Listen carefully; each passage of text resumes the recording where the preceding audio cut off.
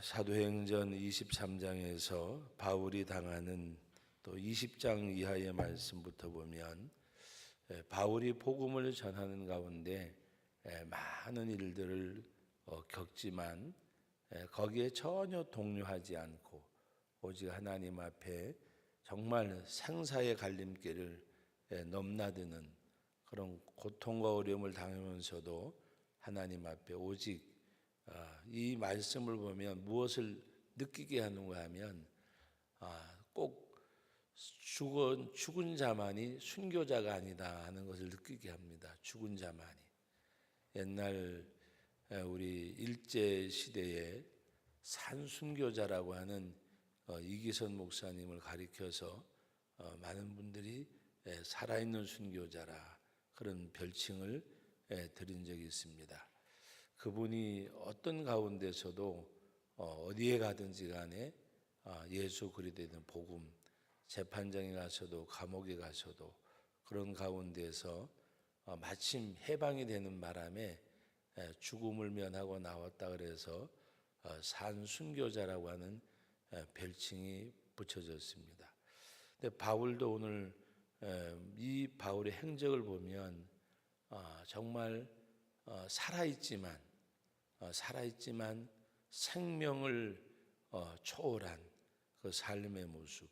그래서 하나님 앞에 마지막에 가서 순교당하는 그 순간까지 한 순간순간마다 그는 생사하고는 관계가 없는 살면은 복음 전하고 복음 전하다가 죽으면 그것으로 끝이고 어떻게 보면 세상이 감당할 수 없는 그런 히브리서 11장에 믿음에 대해서 말씀하는 가운데 많은 사람들이 그 마지막 11장 부분에 보면 참 겪을 수 없는 사람으로서는 이겨낼 수 없는 그런 고난들을 다 이겨내는 것을 믿음으로라는 말씀으로 표현했습니다.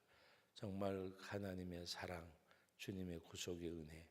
근데 바울도 보면 한 순간순간마다 하나님 앞에 뭔가 죽음과 삶에 대한 경계선이 무너진 살아있는 사람이지만 늘 언제나 순교적인 삶. 여러분 우리 22절 이하의 이전의 말씀 우리 어제 새벽에 말씀 나누는 내용에도 바로 바울 사도는 어떠한 가운데서도 어떤 환경의 영향을 받지 않고 하나님 앞에 복음을 위해 일하는데 오늘 말씀의 내용을 보면 오히려 바울을 죽이기 전에는 먹지도 마시지도 않겠다고 했던 40여 명보다도 거의 10배에 가까운 오히려 바울을 호위하는 군사가 천부장에 의해서 붙여주고 그를 총독에까지 이송하는 가운데 많은 군사가 호위하는 어떻게 보면 천부장에게 있어서는 천부장은 군인 1000사람의 우두머리잖아요. 그러니까 500여 명에 가까운 400명이 넘는 이 군사를 보내는 것은 자기가 통솔할 수 있는 군사의 50%가 거의 가까이 되는 사람들을 바울 한 사람을 호송하는데 보내게 됩니다. 근데 바울이 과연 이 정도로 호의를 받고 할 수 있는 그 당시 지위는 아니었습니다. 그런데 이 천부장은 이 바울이 로마 시민권을 가졌다고 하는 말 한마디에 자기는 돈을 많이 들여서 로마 시민권을 얻고 그 지위까지 갔는데 바울은 나면서부터 나는 로마 시민권을 가졌다는 그 말에 오히려 그 총독에게 잘 보이려고 편지까지 써서 이 사람에게는 죽일 죄도 없고 결박할 죄도 없기 때문에 내가 이 사람을 보호해서 당신께 보냅니다 할 정도로 그러므로 여기서 나타나는 바울의 모습은 이 정도로 호의를 받고 갈 만한 당시 지위는 아니었습니다. 근데 하나님께서는 이를 죽이려고 하는 사람들보다가 10배가 넘는 사람을 호위하게끔 해서 그를 로마로 이송해 가는 이 모습을 보면서 옛날에 사명이 있으면 하나님이 어떠한 가운데서도 하나님이 그를 살려서 쓰시는, 그래서 하나님께서는 바울을 통해서 하시고자 하는 하나님께서 부여한 바울이 받은 사명이 있기에 하나님께서는 그를 지켜서 인도하시는 이 모습을 보게 됩니다. 그래서 하나님 앞에 정말 하나님의 보호 아래 인도 아래 참 죽을 고비를 넘기면서도 죽이고자 하는 사람들이 먹지도 않고 마시지도 않고 바울을 죽이기까지는, 그러나 그 난관 속에서도 하나님은 바울에게 사명을 이루도록 그를 인도하시는 오늘 말씀을 우리가 대하게 됩니다. 그래서 어떤 그 혹자가 약간 여담 비슷하게 오래 살고 싶으면 사명이 있는 사람이 되라는 그런 글귀를 쓴 분도 있습니다. 오래 살고 싶으면 사명으로 살아라. 왜? 하나님께서는 그 하나님의 뜻을 성취하기 위해서는 하나님이 그를 살려두시고 인도하신다는 그런 말씀의 내용입니다. 우리 김창인 목사님이 지금 고인이 되셨지만 그분이 피난 나올 때의 일화 중에 하나가 당신은 뭐 하는 사람이냐고 이렇게 그 직업에 대해서 그 너무 월경하는 가운데 그 북한에서 남한으로 넘어오는 가운데 딱 이렇게 이제 걸렸는데 지나가는 사람마다 이렇게 묻더래요. 직업이 뭐냐 그러는데 당신 차례가 됐는데 내가 목사라고 말을 해야 되나 뭐라고 말해야 되나 그러면서 이제 목사라고 말하면 분명히 100% 잡혀갈 거고 어떻게 할까 하다가 목사님이 여기까지 왔고 하나님이 나에게 이루고자 하는 사명이 있으면 살려주실 것이고 아니면 그냥 하나님 앞에 가면 되는 거고, 그러다 보니까 생각하다 보니 당신 차례 온 거예요. 당신 뭐 하는 사람이요? 그러니까 생각할 겨를도 없이 나는 목사입니다 그랬는데 목수가 집이나 짓지 여기를 말아 왔냐 그러면서는 쳐서 내보내더라는 겁니다. 분명히 본인은 목수라고 얘기하지 않고 목사라고 얘기했는데 그런 약간 좀 이렇게 웃지 못할 그런 것이 있는데 하나님께서는 사명으로 살면 살려주신다는 거. 그래서 그분은 피난 나와서 부산에 가서 동명교회라는 교회를 개척을 하고 그때 그분이 간증삼하는 얘기가 하나님이 나를 복음 전하라고 살려주셨구나. 그래서 부산에서 동명교회를 개척하고 그리고 목회하시다가 나중에 충무로에 와서 또 교회를 개척하고 그분은 정말 개척이었어요. 그 무슨 이야기인가 하면 될 만한 데 가서 시작을 한 게 아니고 남들이 도전하지 않는 부산의 동명교회를 개척할 때에도 충무로에 와서 그 한쪽 구석에서 교회를 개척할 때도 많은 사람들이 거기는 장소가 아니라고 한 곳에 가서 했어요. 그분의 마음속 한 구석에 하나는 다른 사람 터위에 교회를 세우지 아니하는, 우리 많은 사람들이 뭐 아파트 단지가 들어오고 뭐가 들어오고 어떤 될 만한 장소에 가서 하려고 그러잖아요. 그런데 그렇게 하고 역삼동으로 나갈 때에도 그때 거기는 황량한 벌판이었어요. 거기다가 만평을 산다고 할 때에 그 당시에 어느 누구도 잘 선택했다고 말하는 사람이 없었어요. 그때는 강남이 개발되기도 전이고. 그런데 하나님 앞에 기도하는 가운데 정말 개척의 마음을 가지고, 그런데 오늘날 거기가 역삼동 언덕 충영교회가 서 있는데 지은 지가 아마 꽤 오래됐잖아요. 그런데도 이제는 우리 한국교회의 기념비적인 교회처럼 세워져 있고, 북한에 대한 반공의식이 때려잡자 김일성, 무찌르자 공산당, 군인들 부대병마다 딱 붙어 있을 때에 북한 선교를 시작하신 분이 그분입니다.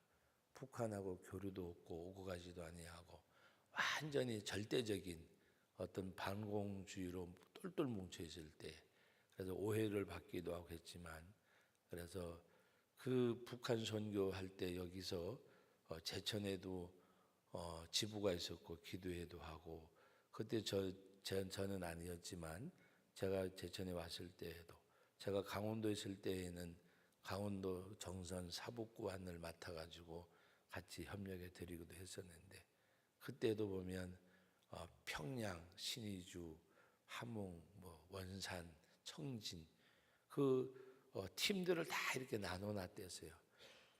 통일이 되면 원산 갈 사람, 평양 갈 사람, 함흥 갈 부대. 그래가지고 정말 여름만 되면 정선 그 아우라지 있는 데다 서울서 기차를 대절을 해서 수천 명씩 와가지고 기도하고. 저는 그렇게 생각해요. 지금에 와서 남북 문제가 이렇게 뭐 좋게 풀려가는 것도 있지만, 저는 그것이 어떤 한 사람 대통령의 어떤 지혜가 아니라 정말 멀리 바라보고, 그 당시 김창인 목사님이 북한 선교할 때는 멀리 바라보고, 정말 사람들이 정부의 안기부에 붙들려 가서 오해도 받고 취조도 당하시고, 그런 가운데서도 북한이 무너지면 하나님 앞에 북한 선교의 길을 트신 분이 바로 그분이에요. 멀리 바라보고 하나님 앞에 뭐 때문에? 사명 때문에. 그 바울 사도도 오늘 말씀 가운데 보면 정말 하나님께서 그를 통해서 일하시고자 바울을 죽이기 전에는 먹지도 마시지도 않겠다고 하는 40명의 어떻게 보면 이 비밀 결사대가 있었는데, 그의 생지를 통해서 바울의 생도 알게 하시고, 그 천부장을 통해서 하나님이 이를 인도해내는 것을 보면서 말씀드린 대로 오래 살고 싶으면 사명으로 살라는 말이 다른 것이 아니라 하나님께서 그것을 이루시기 위해서. 그러므로 오늘 우리들이 뭔가 하나님 앞에 정말 하나님을 위해서, 복음을 위해서, 주를 위하여라는 그 마음을 가지면, 마음만 가는 게 아니라 정말 그 마음으로 하나님 앞에 어떤 일을 우리가 이루어가면 하나님이 그 하나님의 일을 성취하기 위해서 이루시지 않을까. 복음 사역과는 조금 동떨어진 거라고 생각할지 모르지만, 그 복음 사역을 이루시기 위해서 하나님이 아브라함을 쓰실 때에도, 여러분 아브라함이 나이가 100세고 자기 아내가 나이가 많고 거의 죽은 자까지 되었어요. 근데 그 아브라함을 가리켜 뭐라 그랬어요? 바랄 수 없는 중에 바랐고. 아브라함이 이삭을 바치라고 할 때에도 히브리서 11장에 보면 하나님이 죽은 자 가운데서 살려낼 줄로 믿었다 그랬어요. 하나님께 어떻게 보면 하나님이 그에게 주신 말씀을 바울은 그걸 그대로 아브라함은 하나님이 주신 말씀을 그대로 자기 사명으로 받아들이는 거예요. 그때 하나님께서는 이룰 수 없는 아브라함과 사라를 통해서 하나님이 구원의 역사를 이루셨어요. 정말 이룰 수 없는 그 아브라함과 사라의 그 몸 가운데서 하나님께서 약속을 이루실 때 다른 게 아니라 아브라함은 하나님을 믿는 그 믿음, 참 믿음이란 말로 표현하기가 부족할 정도로 그냥 그대로 받아들이는 것. 여러분, 우리가 하나님의 말씀이 생명과 능력과 삶이 되어진다는 말을 제가 늘 하지만, 여러분 그 말씀이 정말 생명과 능력과 삶이 그대로 받아들이는. 그래서 많은 믿음의 선진들을 보면 뭐 어떤 거기에 토가 없었어요. 이유가 없었어요. 까닭이 없었어요. 핑계가 없었어요. 그냥 한 말씀이기 때문에. 우리 잘 이용하는 말씀이 있잖아요. 밤이 맞도록 고기를 잡았는데 고기를 못 잡은 베드로. 예수님께서 고기 잡을 시간도 때도 아닌데 더 깊은 데 가서 그물을 던지라고 말할 때, 내가 밤이 맞도록 수고했지만은 말씀에 의지하여 그물을 내립니다. 그게 믿음이에요. 말씀에 순종하는 거. 말씀을 의지한다는 말이 말씀을 순종하는, 하나님을 의지한다는 말이 하나님께 우리가 순종하는 거. 바로 그런 모습처럼 오늘 하나님께서는 이 바울의 사명 완수를 위해서, 정말 하나님이 인도해 내시는 이 모습을 보면서 우리가 주님이 우리를 보호하시고 주님이 인도하셔야 우리가 사명으로 살면 하나님께서 그 사명을 이루기까지 인도하신 역사를 보고 우리가 정말 하나님 앞에 이 바울은 그 많은 고비를 넘기면서도 하나님을 경험하기 때문에 그게 더 힘이 되고 에너지가 된 것 같아요. 오늘도 이 한 날도 살아가면서 이 한 주간도 하나님을 경험하고 내가 경험한 하나님이 정말 내게 에너지가 되어져서 이 한 주간도 이 한 날도 승리하시는 한 날의 삶이 우리 가운데 이루어지기를 주님의 이름으로 기원합니다. 거룩하신 아버지 하나님, 은혜와 사랑을 감사드립니다. 참으로 오늘도 귀한 말씀을 대하면서 하나님의 역사하심을 말씀을 통해서 만납니다. 이 하나님의 역사하심이 이 새벽에 주의 전에 나와서 기도하는 우리 모든 믿음의 가족들에게도 하나님 경험하게 하옵소서, 체험하게 하옵소서, 그것이 증거가 되게 하옵소서. 이 새벽에도 기도합니다. 아버지, 우리 각자 고백하는 고백이 다릅니다. 그러나 하나님은 동일하십니다. 하나님 언제나 그곳에 계시고 하나님 언제나 우리에 향하시는 주님, 작은 신음소리에도 귀 기울이신다고 말씀하셨습니다.